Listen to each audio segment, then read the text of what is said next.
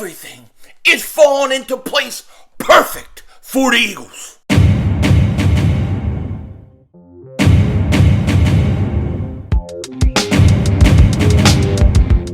Dallas still stinks.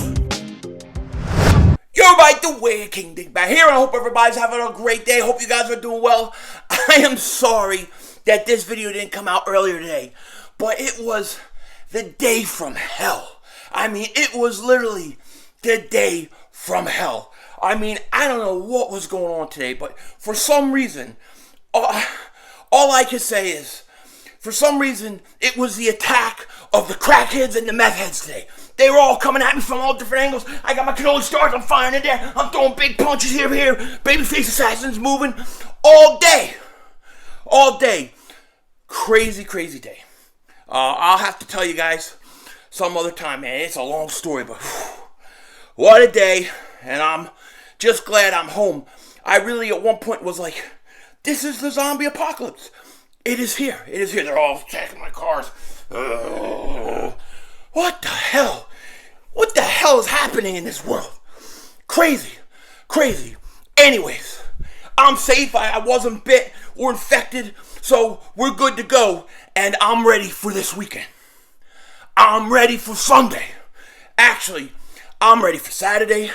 I'm ready for all the games Sunday. I'll be streaming all of the playoff games. All of the playoff games. No question about it. So, I think right now, the way things seem to be lining up for the Birds, I think we are in a great, great position to shock the world. That's right, to shock the world, because there's many, many people, especially you Cowboy fans out there, that expect us to lose. Well, guess what? We ain't losing this week. We're going to go into Tampa Bay, and we are going to beat the GOAT. We are going to beat the GOAT. I feel it. I'm pumped up. I'm fired up about this game. No question about it. It's going to be a lot of fun. Now, it looks like sorry. It looks like on Sunday the weather's going to be nasty. They're talking rain, wind, all those good things that a team that is built to run the ball love. They love that kind of weather. And this is the perfect storm for the Eagles. Going into Tampa, I mean, if you have high wind and rain, of course, it's going to affect the Tampa Bay passing game more than it's going to affect the Eagles' run game. And I think this is a huge, huge advantage to have bad weather like that. This could tip the balance because this is going to be a very, very tough game. So this weather situation is something to watch because I think it'll have a big impact on this game. The other thing is Miles Sanders is practicing. He's limited in practice. I guess he's going to try to play. I would think he's going to try to play. The only thing that really worries me about Miles Sanders playing is, you know, you have that broken hand or whatever. Are you going to fumble the ball easier? Is it going to be easier for him to fumble the ball? Will he use the other hand? I don't know. Because, you know, if I'm Tampa Bay, I'm going right at Miles Sanders. You know what I mean? I'm going right at that broken hand. I'm going to go right at it. I'm going to test it. I'm going to put the helmets on it.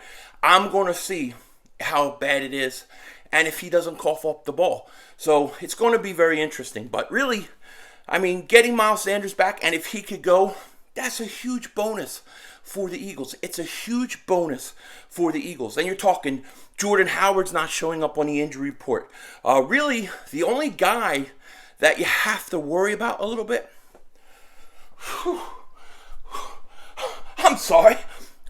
I just saw myself. I looked at myself. I thought, damn, Denzel Washington. I'm on FaceTime with him. But it's not Denzel Washington. I just look like him. I always forget. That's why they ask me to do movies nowadays. You know what I'm saying? But, anyways, the only thing that I'm kind of concerned about right now is that Josh Sweat is sick. Okay, they said he had an illness. Hopefully it's not you-know-what related. And hopefully by Sunday he's good to go. Because when you look at this game, and we'll do a preview prediction video on Friday. But when you look at this game, I mean, to me, there's two key things that have to happen. Okay? To me, in my own opinion, the Eagles' number one thing they got to do is get pressure on Brady. You have to get a push up the middle. You have to make him uncomfortable in the pocket and have to release that ball quickly. Brady, just like any other quarterback, doesn't like pressure. And Brady is 44 years old. You should be able to get pressure on him. But one of the weaknesses for the Eagles this year has been the edge rushers. I don't think they've gotten nearly enough production as they thought they were going to get from Derek Barnett, Josh Sweat. Of course, you lose Brandon Graham. It's a humongous loss. You see it right now.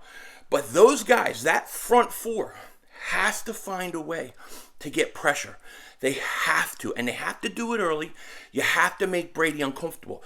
The last thing you want is Brady to get into a rhythm. Okay, Brady will take 3-yard pass, 5-yard pass, 3-yard. He'll do it all day long. He doesn't care. He will kill you by 1,000 cuts. Okay, so you have to find a way to disrupt things. You're going to have to take a chance at points in this game. You can't just sit back, play zone, and let Brady do his thing. You're going to have to take chances. Sure, Brady kills blitzes. He can eat it up. But I think you have to pick your spots, and you got to be more aggressive when you come out. When you come out on defense, you have to be more aggressive. The other thing on defense that I want to say, and this, Jonathan Gannon is what scares me the most. His style of play, especially in the first half, where he always seems to be less aggressive, more concerned about bend and don't break, that's a dangerous recipe with a guy like Brady. Because if Brady goes down, let's say, 3 possessions and he scores 21 points right away and it's 21-3, how long do the Eagles stick with the run? How long can they afford to? So, to me, Jonathan Gannon has to come out. He has to be more aggressive. He has to. The other thing he has to do is he has to take Darius Slay and you have to say, you are our key on defense. And let him shadow Mike Evans. Wherever Mike Evans goes is where Darius Slay should be. I don't care what side of the field. Okay, you have to do that. You have to let him play Mike Evans. Then, you're going to have a problem with Gronkowski. The linebackers going to have to step up. Avonte Maddox going to have to step up. He's not going to be easy. But at least if you put Darius Slay on Evans and you can neutralize him, especially if the weather's bad, that could be great. It looks like Fournette's going to try to go. He's got a bad, I think, hamstring. Thing about those kind of things is he could come back and pull that thing again really easy. You don't know how a guy's going to react coming back from a hamstring. So, it's going to be interesting. But to me, if Jonathan Gannon and the defense, they come out and they're more aggressive and they get pressure up the middle and they're getting pressure with their front and even bringing blitzes and just enough to keep Brady out of getting into, out of a rhythm. Don't let him get into a rhythm. Don't let him get into it. Do your best, take your chances, and be aggressive early on in the game. Okay, this then goes to my second point, or actually my third if you count Slay as my second point, but you got to run the ball. I mean, obviously we know. You have to pound the ball. You have to run the ball. The other way you keep Brady from a rhythm off the field, that's the best way. Have 7-minute drives, 8-minute drives. Go down there and kill clock.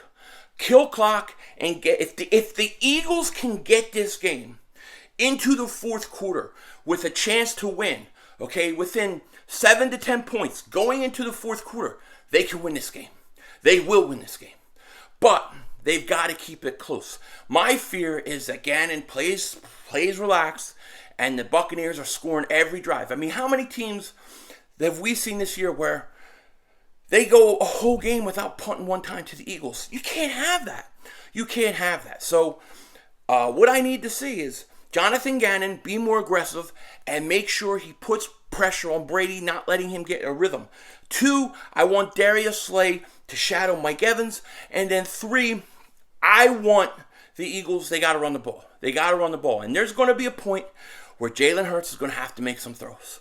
He's going to have to make some throws. You take some shots at Devontae Smith, things like that. But I think if the Eagles come out, they play aggressive, keep Brady from getting rhythm, run the ball, get this thing into the fourth quarter close, they got a chance to win. They've got a chance to win. And I think they will. I think they will shock the world. I do. Because I think the Eagles, their offense, their style is built for the playoffs, man. Run the ball. I think it's perfect recipe in the playoffs. But we're going to see. You know what I'm saying? Oh, let me say this, too, because I didn't get to talk about this yesterday because I didn't get to do anything yesterday. Shout out to the Giants, the New York Giants, on their biggest win of the season. Firing their stinky coach. He is gone. I am so upset. I wanted that man to have a lifetime contract because he provided us years of stupidity. And it would have been a beautiful, beautiful thing. But the Giants fire their coach. It is what it is. And of course, we'll be looking forward to all these games this weekend. I'll be streaming all of them. The Eagles game is fantastic. I mean, I think the NFC games especially are fantastic. The Eagles, Bucks, 49ers, Cowboys, that is a great matchup. It's a very interesting matchup. And then the Cardinals, Rams should be a good one. So we will see. We'll see how it goes. Like I said, I'll be streaming all of it. I am also going to be releasing the 2022 Philly 500 Double Moonwalker annual shirt really soon. I still haven't been able to convert it to a shirt yet. But the graphic and the design, shout out to Housecat. He made it. I got a little video he did of him making it. I'll put it up later. But, man, he killed it. He killed it. This thing's going to be awesome. And, yeah, should be good. Cannot wait. And with that said, take care. Talk to you later. Of course, don't be a dingbat. Denzel Washington, out.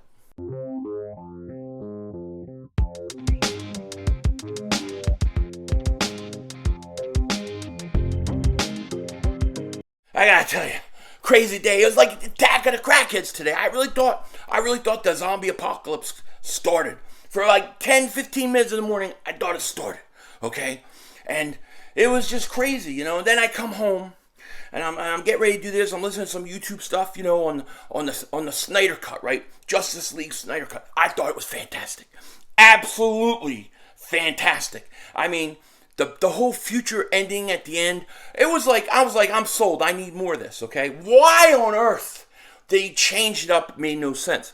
But I'm finding out that in the Flash movie that's coming, they're going to basically have the Flash go, you know, into the past or whatever, future or whatever, and he's going to change things. And it's going to erase Man of Steel, Batman vs. Superman, and the Snyder Cut? What? And they're going to replace Batman, Superman with Batgirl and Supergirl. And the new Justice League, they were saying, is going to be Shazam, Flash, Wonder Woman, I guess Aquaman, but I don't know about him, Batgirl, and Supergirl. What? Why can't these people just be smart? Just release the Justice League 2. Just continue the story. You could do Batgirl, Supergirl, and have them come in at different... But just do the story that we want to see. You know what I mean? Sorry, I know it's not sports related. I had to get that off my chest. I got attacked by crackheads today. By crackheads. With that said, Denzel Washington, out.